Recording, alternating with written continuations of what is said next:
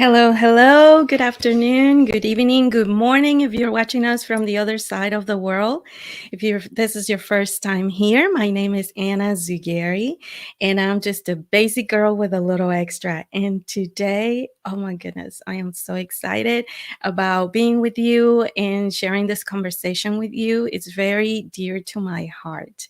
So, if you have been tracking with me, and every month I change the topic of my live stream. And this month we're talking about the word avoda. It's a Hebrew word that means to live a seamless life of worship, service, and work. So, what does that mean? It means that everything that you do it for the Lord. Stop complaining about driving or being stuck on traffic and actually be thankful because you have a job or that you're getting a bigger load of work versus the person sitting next to you. And just be grateful that you have a job, right? But so last week we have my friend Christy Dunn. If you didn't watch that one, I strongly recommend that you do. And also to check out her page where you can see the beautiful things she does. She goes and does decorating and decorations for events and all kinds of things. She makes everything pretty. So, yeah, go back and check that out. But stay here or watch this. If you're watching the replay, also let me know and I will send you some virtual popcorn. So it will be my pleasure. So today I have a question for you, and leave it on the comments and connect with us. And what does culture have to do with work? Like, what is the influence that you bring into your workplace depending on your culture? Do you think that matters or that has impact in the way that you do your work? I want to share with you this Bible verse real quick.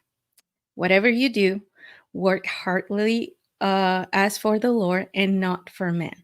So I hope that this is encouraging for you. This in Colossians 3:23, that everything that we do, and you remember this Bible verse, especially in those challenging moments, or maybe when you're about to have a hard conversation with your boss or your coworker, and you just think like, oh, I'm doing this for the Lord, not for my boss, right? Or for a paycheck. And I've tested it, and I can testify that it works, and God blesses your obedience. So, without any more chat about myself and my stories, I want to introduce you an amazing friend, which I think the Lord is also going to bless this connection in this new friendship. And I don't want to talk about her. I'm going to let her tell us her superpowers. So, without any further ado, here's my new friend, Kennedy Castillo. Hi, everyone. Hello. Hi. Hi, hi. Hey, so I am Kennedy Castillo. I am the founder and owner of Simply Podcast Network, which is a podcast network that I founded really to just be able to help anybody who wants to have a voice, have a platform to share their message, share their story, share what they want with the world. I'm also, I recently graduated from college with a degree in communications. I do a little bit of content creation and all sorts of things as well. Thank you so much for that. Is a big superpower. And I forgot to give you something because I do this with all my guests because I just get to celebrate them. So here's some confetti for Love you. that. And like the best part of it is that we don't have to clean it up. So, Oh, yeah. you know, that is a fun part. So Kennedy, you and I got connected in a Facebook group, and I was taken away because you also have a podcast, and I love it. And you talk a lot about the culture, the Mexican culture, I want to say, but it's more abroad on the Latin culture. Can you tell us a little bit about your podcast and what is that about? Yes, so about a year ago, actually, for Hispanic and Latino Heritage Month, I wanted to start a podcast. I had two other podcasts, and this is what I love doing is podcasting. And I really wanted to start something where our community, our culture, could tell their stories, could share a little bit about the Latino Hispanic experience. And so I bring guests on, and each time we have a different topic. I'm going to have you on as a guest, and we just talk about just so many different aspects of the culture. No, it's nothing very specific. Each guest, it really depends who they are, what we talk about, but it's always sharing just a bit of the culture with everyone, with people within the culture, with people who want a little bit of insight about just what it's like to be Hispanic and Latino.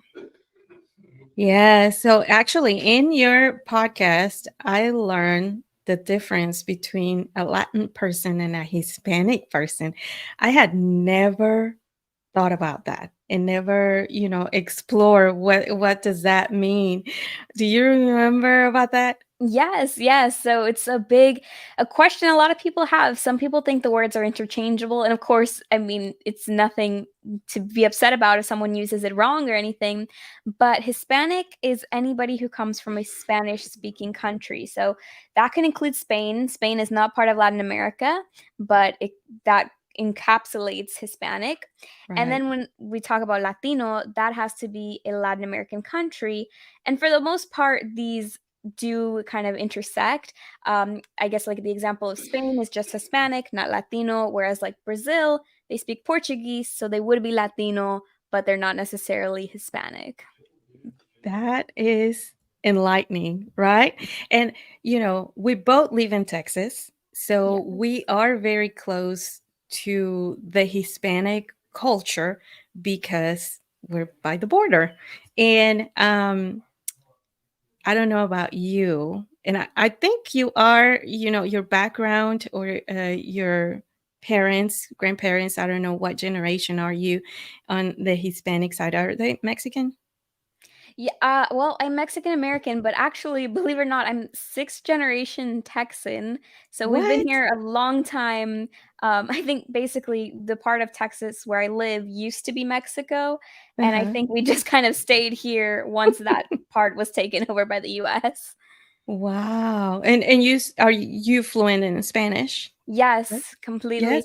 Aprendí español cuando aprendí a hablar inglés. So people Mm. always ask me, "What's your first language?" And I always say, "I don't know. It's English and Spanish. I Both. learned them at the same time." Wow, that is beautiful because um wow, that was kind of shocking.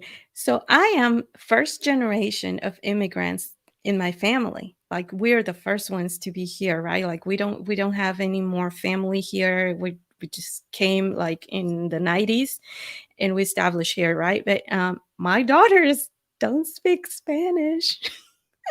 Well, the one that is in high school, she's learning because she has to take Spanish. The older one, she gives herself to understand, and but she's like, with the English accent, if you would. So I totally appreciate that you are bilingual, fully bilingual, because it's a gift, right? Yes, I'm a big like proponent of that everybody, especially Latinos, Hispanics should learn Spanish. Of course, I also say if you don't speak Spanish, it doesn't make you any less Latino, any less Hispanic. So it just depends. I think it's a generational thing too. I have Mhm. a younger sister, and she speaks Spanish, but not quite as fluently. She's she just prefers English. So I Yeah. think it's definitely generational, but I always say if you can learn Spanish, if you want to, do it. Yes, I think so too, that it's important. And, I was sharing on my podcast the other day how when I was a teenager and we just came to United States and I had to translate for my mom all the time, it was like, oh, why can't you learn English? Like, it was awful. I didn't see the value of being bilingual until I started helping others. And so like, oh, wait a minute, this is a gift. This is really cool, right? For So sure. yeah, I totally applaud that you are fully bilingual.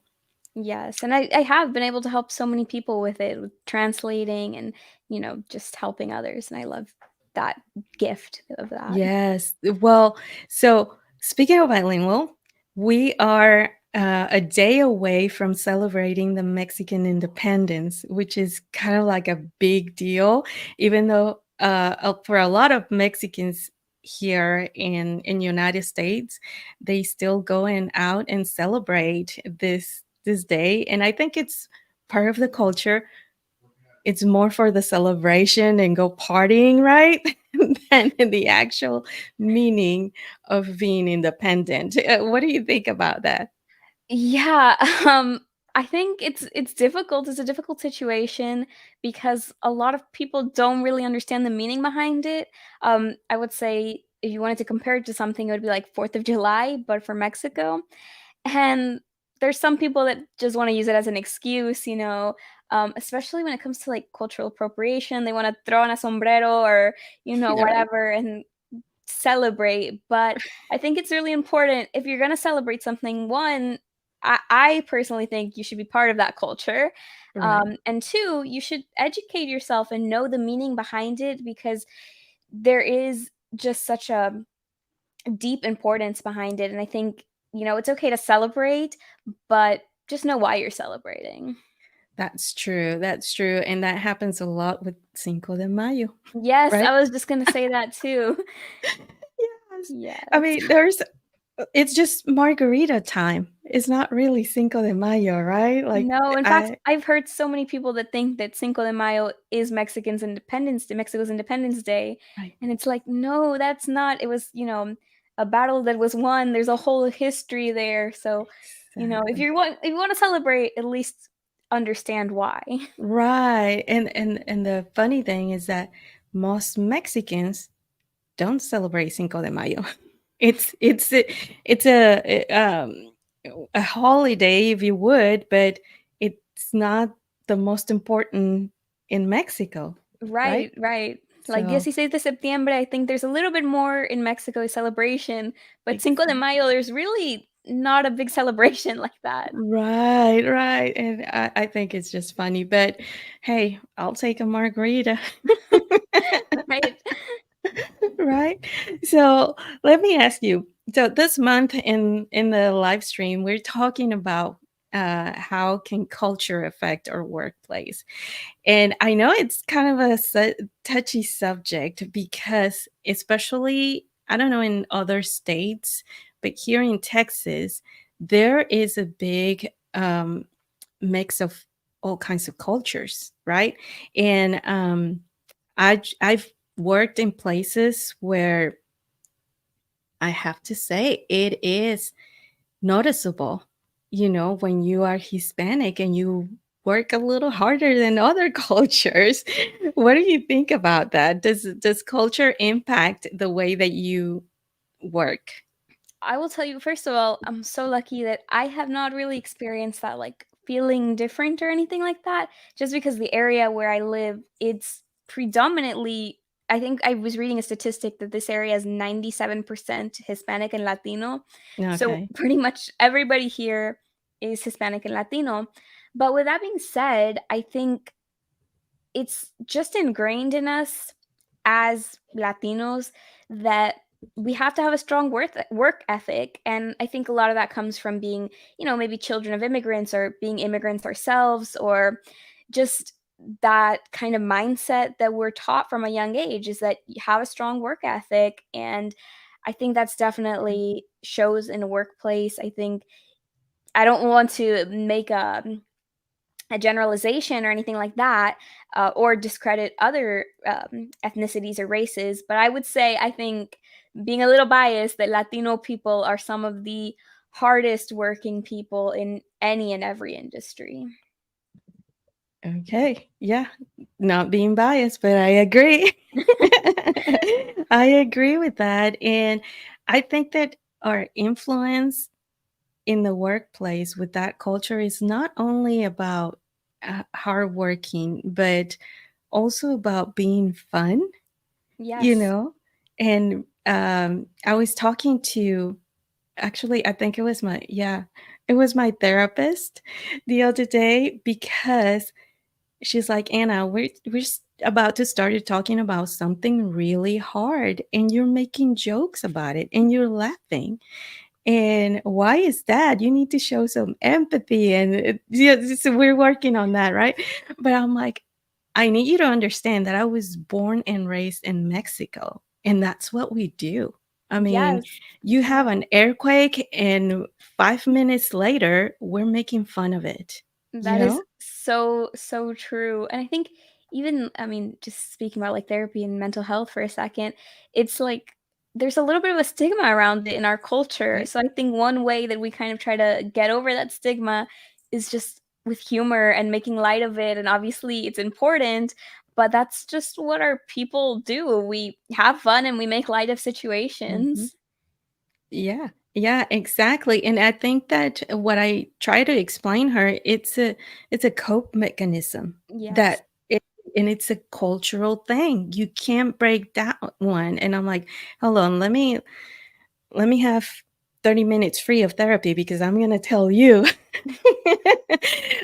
this is who I am. And because like I said, with my daughters being now the second generation, and my husband is Italian, and that's also why, the English portion has to be stronger in our house. It's not like we speak Spanish around the house, but also, you have two different cultures, and they said they're pretty similar, right? Like the Italian culture and the Mexican culture. We love pasta, but it is different, and I've noticed a lot of that. It's in the humor, and sometimes I will come and tell my husband, "Hey, I have a joke," and I tell him, and he's not laughing, and I'm like, "But it's so funny," and he's like, "No, you heard it in Spanish. It was funny, and then you try to translate it, and it was not." That too, that is a big struggle. Sometimes you wanna tell someone what's funny, and then when you try to translate it, it just doesn't work. Exactly. So I'm like, okay, yeah, there's another cultural thing right there. But going back again to the workplace, so we are hard workers. We bring a lot of humor. What about the religion part? How do you think does that have influence in the workplace, being religious in the cultural setting of being Hispanic? Yeah, I would say it definitely does. I think first of all, I think and again, I never wanna, like, overgeneralize or stereotype, but I would say based on my experiences that a lot of our culture, a lot of our community is people of faith, whether I mean, whatever that faith be. I personally am Catholic, and I think just the same way, like, when you're taught, maybe by parents or whatever as a or teachers as a kid, like, you need to be hardworking. I think the majority of, um, religions teach that same thing, is be hardworking, and I think when you have something to believe in, for me, obviously, that's God. When you believe in God, you just have that strength to keep going, and even when Mm. maybe the workplace situations can get tough, you just God is there, I can pray, I can do whatever's necessary and just push through, and especially in the workplace, but really in life in general. Yeah, yeah, and it just came to mind also, that using your religion in the workplace, it's a kind of motivator to use the your values and being ethical with the work that you're doing, right? Because Yes. I feel and I grew up Catholic as well. So I remember, my abuelita, my grandma, like, oh, si te robas algo, God is watching you. And even just like sometimes you're like, "Ay, Diosito, get me through this day." And even just Right. something like that just Yeah, is that motivation in the workplace or in anything to just keep going. Just, when it gets that's tough, you're true. like, "We can do this." Yes, that's true. So true. So yeah, what else can we talk about? Okay, the financial side of our culture. What do you think about that? I will say, I think culturally, it's difficult to kind of say culturally. There's, like, just this added aspect of, like, generational too. Mm, But I would okay. say, in my experience, our people are not the best with working through our finances, Mhm. budgeting, all of those kind of things. I think that's something that as a culture we just need to I think maybe it's a lack of education as well. You know, you go to school and it's like English, math, science, whatever, which are all very important subjects, but there's never really like a time when someone teaches you, okay, you need to be responsible with your finances, you need to save your money, you need a budget. And so I think and maybe it's not even like a cultural thing. Again, it could just be the way we're raised and like generationally. But I Right. definitely think if I could say one thing that our culture needs to work on, I would definitely say just, you know, being a little bit more financially literate. And I think that just comes back to like education and um, just resources as well. Yeah, you're right on. I mean, and before we came on air, I was telling you my age, and looking at it, it's a cultural thing, coming from Mexico. In Mexico, or back in the day when I lived, I've been in 20 something, almost 30 something years in United States, but it's like you live day by day. And there's no, oh, I'm going to save for retirement and invest on extra properties, or none of that. And I remember my dad, we will have a good financial standing, and he was always like, oh, I'm going to save money, oh, I'm going to save money. And then we're like, okay, what, we can't have nice things because he's saving the money, but for what? Like, we couldn't understand that, right? And then my dad passed away about 12 years ago, and there was no money like left. Like, why did you save all those years? And again, it comes to that culture, like YOLO.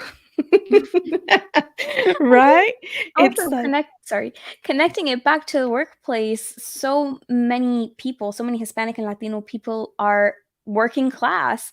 And when you're working class, you don't always have that luxury of, either being able to save or being able to spend big. It's like, this is what the money's for, living, right. That's whatever true. your necessities. But it goes back to just being working class. And so that can get difficult. That's true. That's true.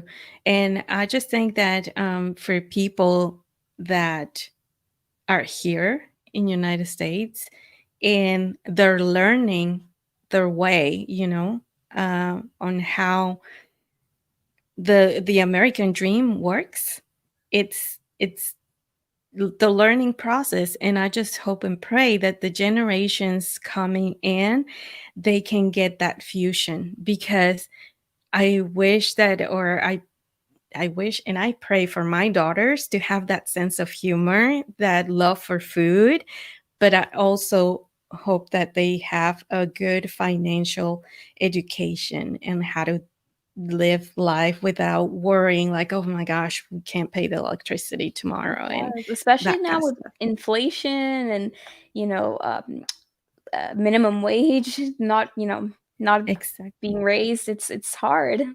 It is really hard. It's really hard. So, um, yeah, I just feel that having that these opportunities to have being a Mexican or Mexican American living in United States is just the best thing in the world, right? And I really I have to say I get, like, the best of both cultures because I mean, I'm a 5-10 minute drive from Mexico, so I really get, like, the best of both cultures, which I Yes, love. you get the best food, right? Yes, Oh yes, I my go goodness. even up to, like, San Antonio or, Houston, and I'm like, "Where's the good Mexican food?" It's Yeah, hard to find, so I feel for you, I don't know, maybe you found yeah. the good places already, but My mom's house, but it's 45 minutes away. Yes, and it's funny because my husband, we just moved on the to the outskirts of Houston, and there's not that many Mexican restaurants around here. And then we found one, and he's like, "This is a good Mexican restaurant." And I'm like, "No, this is a great Tex-Mex restaurant." Yes, there's a difference. Yes, so then I'm like, "Okay, he doesn't know. He doesn't know better." Yeah, so um again, I think that having this privilege, it brings a lot to being also in the American culture, right? So, is there anything else that you want to share with us that we should consider when we are in a multicultural environment? I know that you said that it mainly in the part where you live is mainly Hispanic people, but or what do you see happening with different cultures, and especially in the Mexican or the Hispanic culture in the I workplace? would I would definitely say just, obviously we're talking about the workplace, but in general, it's so important that we be willing to learn about other cultures, that we not just be so stuck in our own culture. It's important also, to spread our culture to others and also be willing to tell them, "Hey, this is, something we do in my culture," and just being able to share with others and be understanding. And I think that's so important because I think people are so set in their ways. And, that's kind of why I started my podcast, is to be able to share a little bit of the Latino Hispanic experience with people who aren't Mm. necessarily Latino or Hispanic. And I think the same thing goes. We need to be willing to listen to others and their points of view and just understand them. And I think in a workplace, when you're working with so many different people, there's different backgrounds, different cultures, and it's important just to listen to others. And I think when you do that and when you educate others, but at the same time you're open to being educated, it Right. really opens up a teamwork and just an environment where everyone can work together in a beautiful way that's, you know, um, just very understanding and open minded. And I think that can create a very successful workplace. I absolutely love that. Thank you for sharing that. Yes, just learning from one another and not mark the differences, but actually fuse them to become better people. I absolutely love that. Kennedy, this has been an amazing time, amazing conversation. I love the nuggets of wisdom that you have shared with us. Usually, at the end of my stream, I do a little game. Are you up for that? Yes, I'm excited. Yes. And then, actually, because I looking forward to celebrating Independence Day, Mexican Independence Day in a couple of days. Actually, I called my mom and she says she's making pozole on Saturday, so Ooh. I'm trying to make my way over there. But for our friends, watching in the replay, I wanted to share some this. Um, how do you say datos curiosos? So, fun facts. About Mexico. So I'm gonna read them in Spanish, and I'm gonna let you translate them Yes. uh, for for our friends because I think this is really cool that we all learn together. All right, Yes. here's the first thing. It says, "El nombre oficial del país no es México, sino Estados Unidos Mexicanos." So the official name of the country is not Mexico, but it's United States of Mexico. So la bandera mexicana se creó en 1821. So the Mexican flag was created in 1821. But it took 147 years. I'm reading it. That's okay. Now you can say it in Spanish. Pero tardó what was it? 147. 147 años Um, to be official in 1968. para hacerse oficial en wait, sorry, say it in 1968. 1968. Okay. I forgot numbers I right away. know. This is so fun. Okay. ¿Sabías que la pirámide de Cholula So the pyramids of Cholula es más grande que las de Egipto? are bigger than the ones in Egypt. Mide 450 metros. Oof, I do not know the conversions, but um, it measures 147 meters, Yes. Fue construida alrededor del año 300 and it was antes de Cristo. constructed around the year 300. Yeah. Wow, that I didn't know that. Neither of these, Um, I didn't know any of these actually. I don't think I did. So I'm learning too. dice, el país de habla hispana con más habitantes.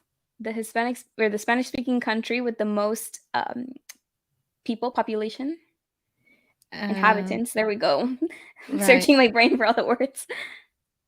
It has, tiene más de 120 millones de habitantes. Has more than 120 million inhabitants. Yes. Hay 68 lenguas reconocidas There are 68 languages recognized y 364 and 364 variantes lingüísticas, different linguistic variants ajá, reconocidas en el país. that are recognized in the country. Oh my gosh, this is my favorite. El chocolate fue un descubrimiento mexicano. Chocolate was a Mexican discovery, and I did know that one. That's the only one I knew actually. Oh my gosh. Dice aquí, hay que agradecer a las civilizaciones olmeca, azteca, tolteca y maya. It was some of the ancient civilizations that I won't repeat, but you just Right. said them, but that created chocolate.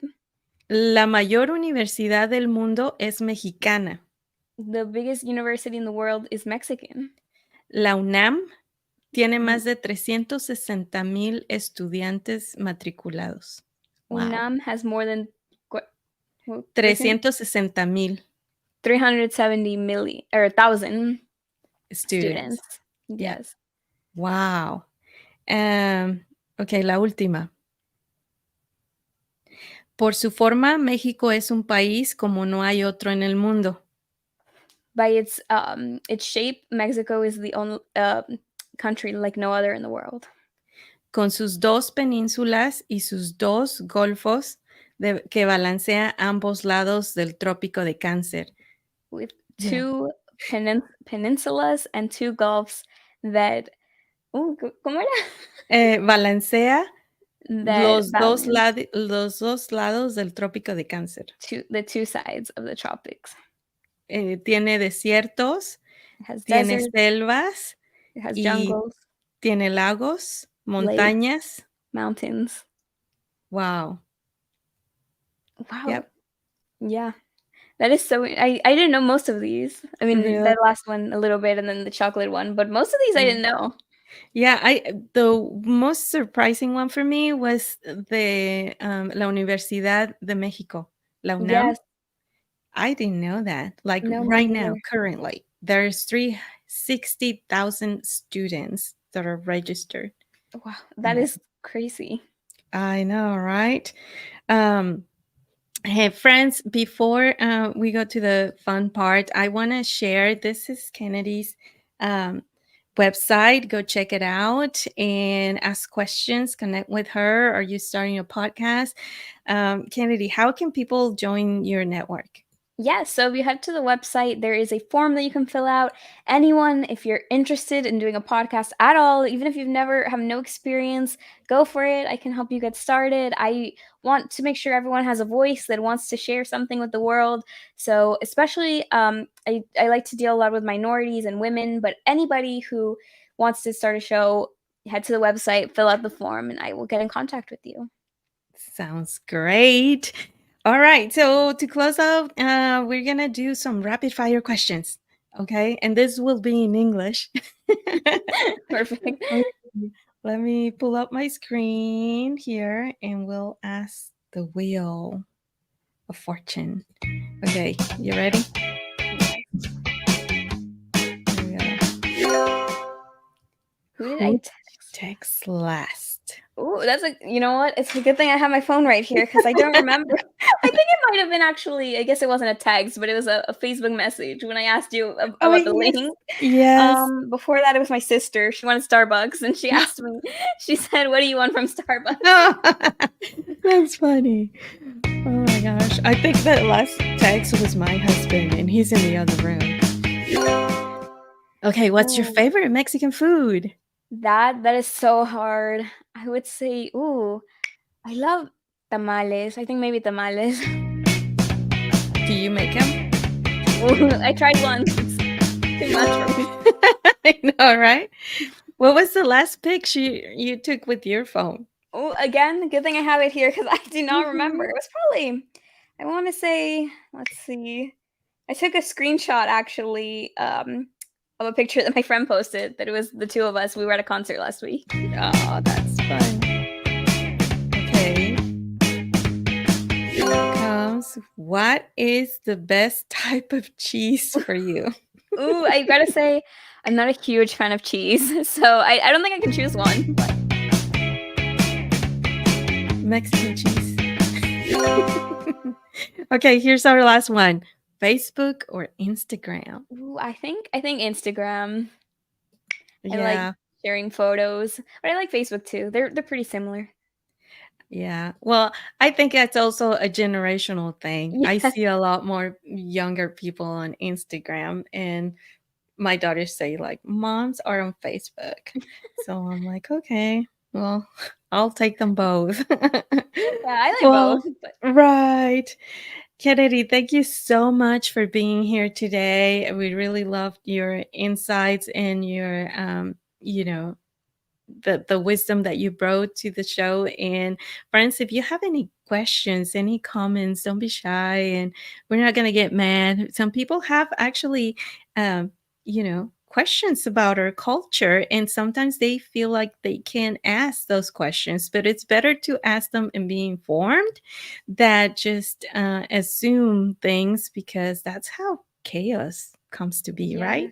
Yes, and never be afraid, I mean, at least for me, I don't mind when people ask anything about the culture. It's okay. I mean, we understand it's not your culture and you have questions. That's totally fine.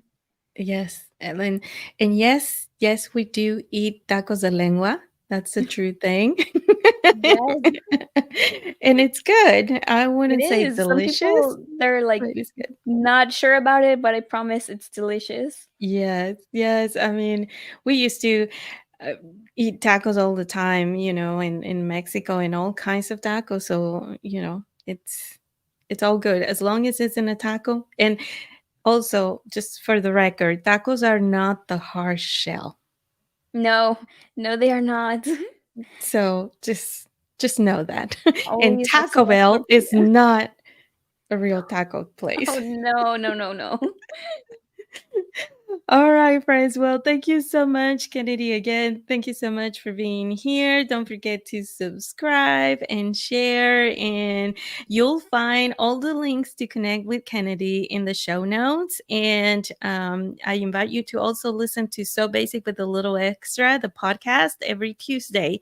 So we have a new episode, and we feature our Thursday guest. So Kennedy is going to be featured on the podcast on Tuesday. So give it a listen and share and subscribe. I would really appreciate it. And I hope that God marks your steps this weekend. You have fun. And yeah, if you want to celebrate this weekend, do so. But no, we're celebrating Mexican independence. So thank you so much. Any last thoughts? No, just thank you so much for having me again. Also, I do want to ask your listeners or anyone watching that my podcast Cultura Conversations is nominated for the Latin Podcast Awards. So Yay. that's on October 14th. It's going to be live streamed on their YouTube channel. If you want to go support, I would really appreciate that. And we're throwing confetti for that. And absolutely, we're going to go there. Again, we're going to leave the links in the show notes. And please go in and give it a listen. I've learned so much from her podcast. So, highly recommend it. All right. Y'all have a great evening. And thank you so much. And don't forget to love Jesus, obey Jesus, and tell everyone about him. We'll see you next time. Bye.